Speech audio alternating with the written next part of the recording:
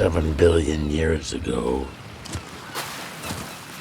the moon was close enough to visit by ladder. My name is Captain Millipede. My daughter Ansley and I made ends meet extracting a delicious milk from space.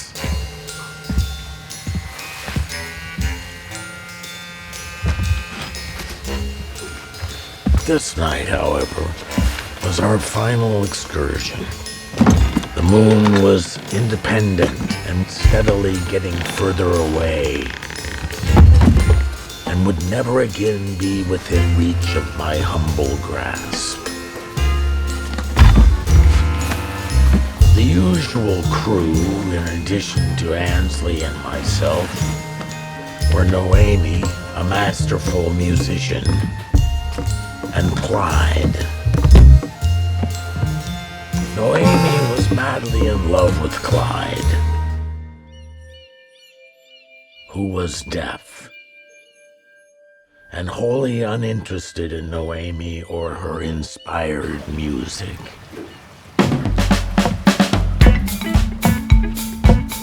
As this was our final trip to the moon, I brought in Otto Forrest. He seemed to have some skills.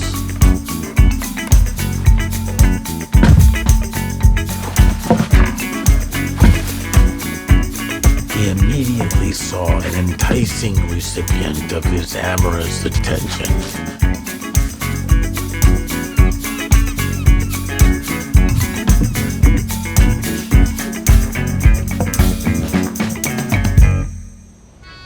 On this fateful night, happenstance had brought all of us together, like the accretion of planetary detritus into spheres.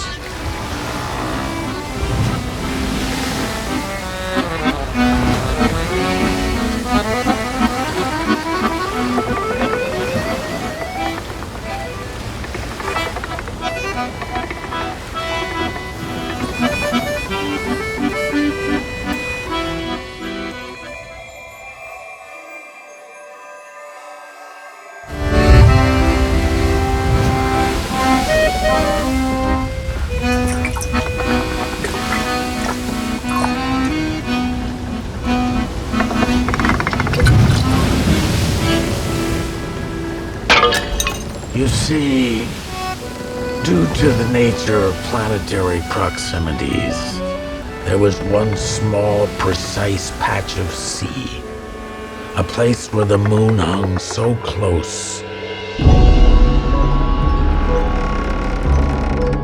that you could reach out one-handed and taste her delicious cream.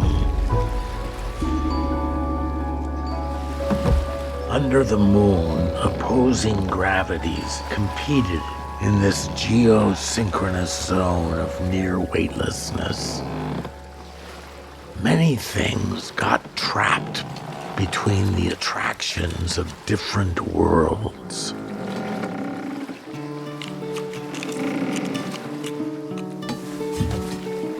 Ansley reveled in blissful ambivalence to the gravities of neither Earth nor moon.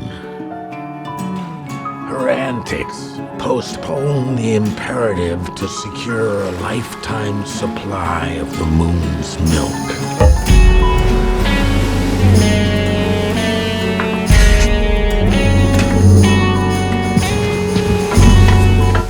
The moon, like Ansley's crustacean, was slipping out of reach.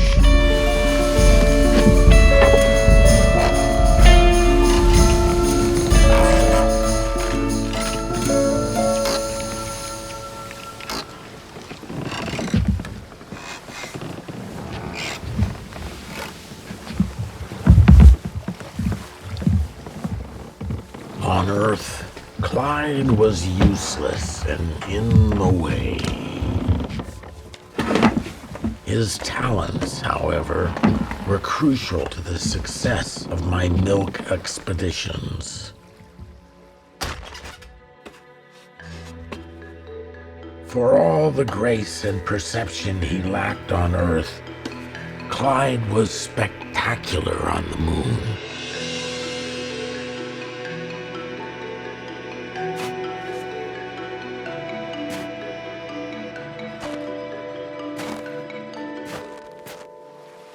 Otto Forrest inspired less confidence.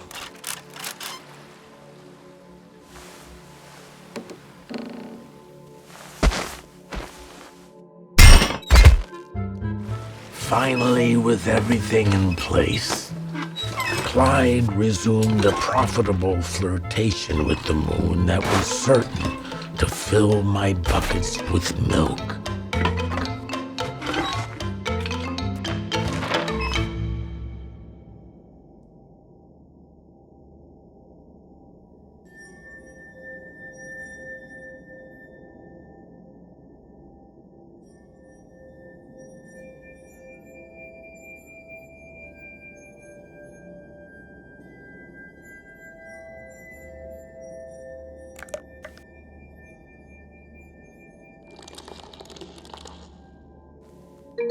Otto's arrogant and tactless approach exacted retribution.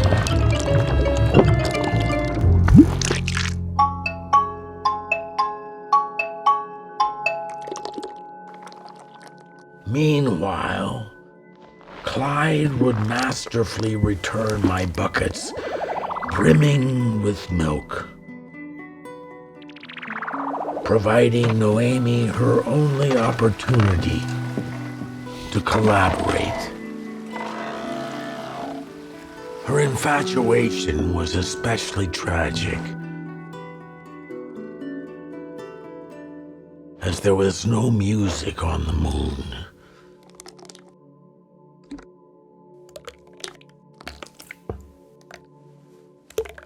His bucket full, Otto thought he'd redeem the night's embarrassing blunders with infuriating consequences.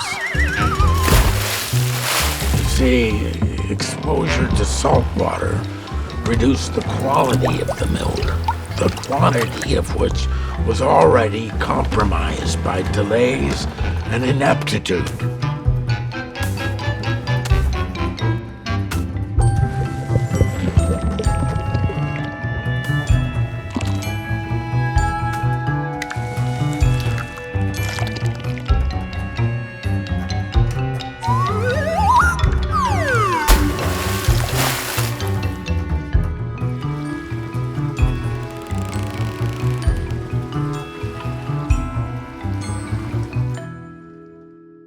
Inevitably, the moon receded and became more difficult to reach. I had to compensate by improvised means, and our time was running out.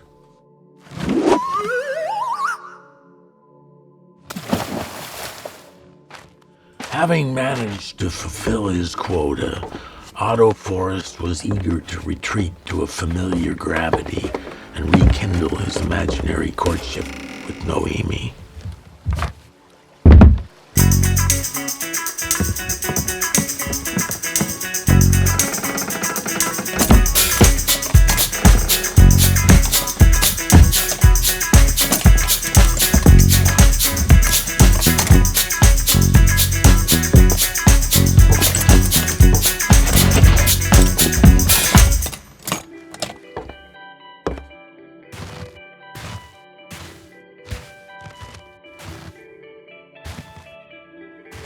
Heedless of the consequences, Noemi fled to the heavens in search of Clyde.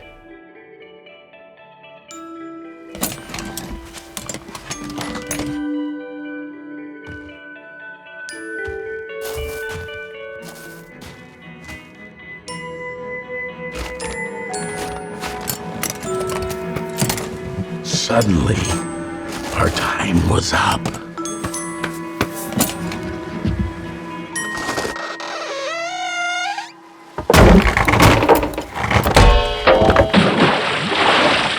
Noemi was in danger of becoming marooned forever. Clyde was oblivious to her peril and departed the moon in his typically impressive way.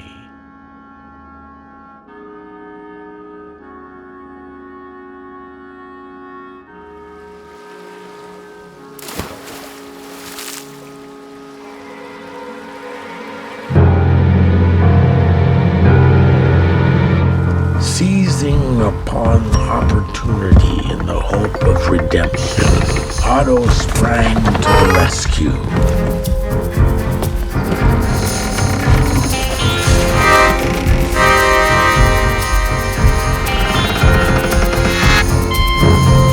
He faced losing her to the moon for all eternity.